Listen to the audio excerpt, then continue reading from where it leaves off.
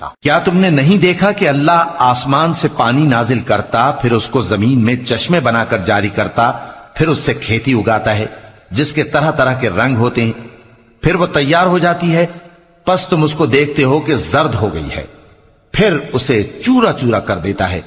بے شک اس میں عقل والوں کے لیے نصیحت ہے۔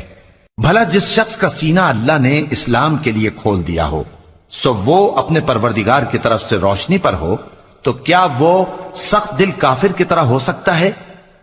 پس ان پر افسوس ہے جن کے دل اللہ کی یاد سے غافل اور سخت ہو رہی ہیں، اور یہی لوگ سراسر گمراہی میں ہیں۔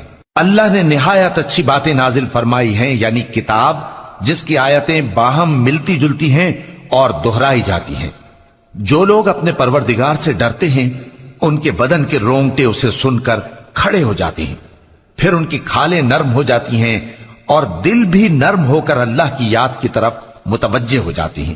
یہی اللہ کی ہدایت ہے، وہ اس سے جس کو چاہتا ہے ہدایت دیتا ہے، اور جس کو اللہ گمراہ رہنے دے اس کو کوئی ہدایت دینے والا نہیں۔ بھلا جو شخص قیامت کے دن اپنے چہرے پر برے عذاب کو روکتا ہو، کیا وہ ویسا ہو سکتا ہے جو چین میں ہو؟ اور ظالموں سے کہا جائے گا کہ جو کچھ تم کرتے رہے تھے اب اس کے مزے چکھو۔ جو لوگ ان سے پہلے تھے انہوں نے بھی تکذیب کی تھی، تو ان پر عذاب ایسی جگہ سے آ گیا کہ ان کو خبر ہی نہ تھی۔ پھر ان کو اللہ نے دنیا کی زندگی میں رسوائی کا مزہ چکھا دیا، اور آخرت کا عذاب تو بہت ہی بڑا ہے۔ کاش یہ سمجھ رکھتے۔ اور ہم نے لوگوں کے سمجھانے کے لیے اس قرآن میں ہر طرح کی مثالیں بیان کی ہیں تاکہ وہ نصیحت حاصل کریں۔ یہ قرآن عربی ہے جس میں کوئی عیب اور اختلاف نہیں، تاکہ وہ ڈر مانے۔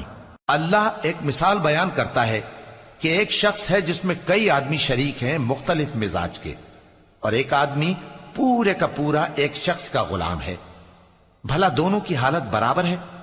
نہیں، الحمدللہ، مگر یہ اکثر لوگ نہیں جانتے۔ اے پیغمبر، تم بھی مرنے والے ہو اور یہ بھی مرنے والے ہیں۔